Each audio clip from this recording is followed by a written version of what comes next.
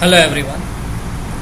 तो आज का हमारा टॉपिक है what makes a great power, यानी कि आखिर एक महाशक्तिशाली देश बनने के लिए जो है क्या चाहिए होता है, या फिर एक महाशक्ति बनने के लिए कैसे बना जा सकता है। And this is presented by me, that is Imran Shaikh. हमने जो नॉलेज कैप्सूल शुरुआत की है उसका जो दूसरा सीरीज़ है, जो उसकी दूसरी सीरीज़ है, that is global political structure, उसका ही ये दूसरा वीडियो है। तो आपको इसका पहला भी वीडियो देखना चाहिए ताकि आप ये सारी चीज़ें समझ सकें। तो इसके की पॉइंट समझते हैं, यानी कि महत्वपूर्ण जो तथ्य है ये समझते हैं। Economic prosperity does not automatically transfer into geopolitical power, यानी कि आपके पास अगर इकोनॉमिक प्रॉस्पेरिटी है, यानी कि आर्थिक समृद्धि है, तो अपने आप जो है आप एक भू राजनीतिक जो है शक्ति में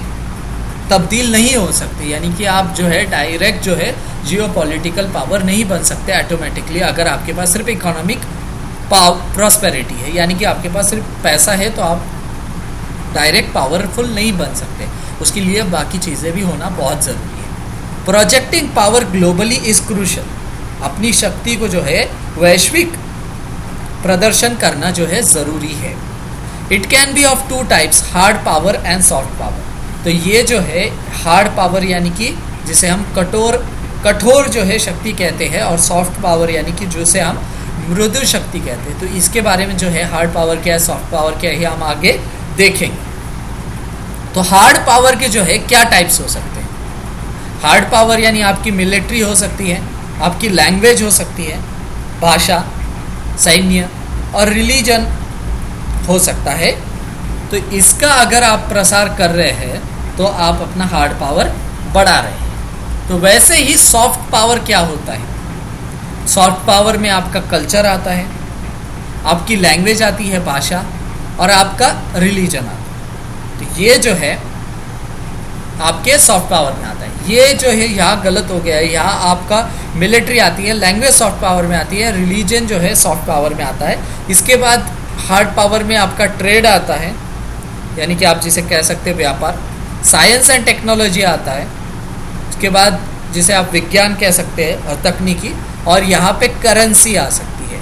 ये सारी चीज़ें जो है, क्षमा करना, यहाँ जो है ये लैंग्वेज और रिलीजन जो है या सॉफ्ट पावर में आते हैं। Trade, science and technology, currency, ये जो है ये हार्ड पावर में आते हैं। उसके बाद जो है military hard power can come in many forms.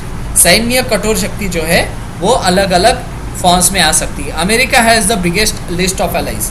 तो एग्जाम्पल जो है अमेरिका के पास जो है विश्व शक्तियों के जो मित्र देश है उसकी संख्या सबसे बड़ी है। तो आपके जो मित्र देश है उसकी संख्या बड़ी है, यानी कि आपके एलाइज जो बड़े हैं, ये एक मिलिट्री हार्ड पावर का एग्जाम्पल हो सकता है। अब एक स्कोर कार्ड हमने यहाँ बनाया है कि आप कौन से देश को कौन से चीज़ों में सॉफ्ट पावर हार्ड पावर में आप क्या रैंक देंगे। पहला कंट्री है यूएसए। तो यूएसए को जो है, अमेरिका को ह्यूज डोमेस्टिक इकोनॉमी इसकी बड़ी है, उतनी ही बड़ी चाइना की है, इसीलिए हमने 8 दिया। जर्मनी की भी इकोनॉमी अच्छी है, जापान की भी इकोनॉमी अच्छी है, इसलिए हमने इसे भी 8 दिया। रशिया की इकोनॉमी छोटी है और इंडिया की इकोनॉमी अभी बढ़ रही है, तो इसीलिए हमने इसे 7 दिया। तो देश जो है USA, Russia, China, India, Germany और जापान हम कंपेयर कर रहे हैं। Cutting edge science and technology, हम जानते हैं गूगल यूएस से आता है, माइक्रोसॉफ्ट यूएस से आता है, फेसबुक, व्हाट्सएप यूएस से आता है। तो इनके पास जो है cutting edge technology, Apple iPhone भी यूएस से आता है, तो इनके पास कटिंग एज टेक्नोलॉजी सबसे बेस्ट है, इसलिए हमने इसे 9 दिए। आजकल जो है जर्मनी के अंदर कार का मैन्युफैक्चरिंग बेस्ट है, तो इसीलिए जो है 8 यहाँ हमने इसे दिया है। जापान के अंदर टोयोटा वगैरह जैसी कंपनीज भी अच्छा कर रही है, इसीलिए जापान की टेक्नोलॉजी भी अच्छी है। इंडिया इसमें पीछे छूट गया है 6। चाइना भी खुद की साइंस एंड टेक्नोलॉजी नहीं है इनके पास, ये सब कॉपी करते हैं। और रशिया को हमने 7 दिया। लार्ज पॉपुलेशन के हिसाब से तो हमें नंबर 1 होना चाहिए, इसीलिए चाइना और इंडिया को 8 दिया है। इनके पास 30-35 करोड़ है, इसीलिए 6 दी है इनको। रशिया के पास जो है इनका पॉपुलेशन नीचे घट रहा है, इसलिए हमने इन्हें सिर्फ 3 दिए। और जर्मनी और जापान जो है ये छोटे छोटे देश है, इसीलिए इन्हें हमने 4-4 दिए।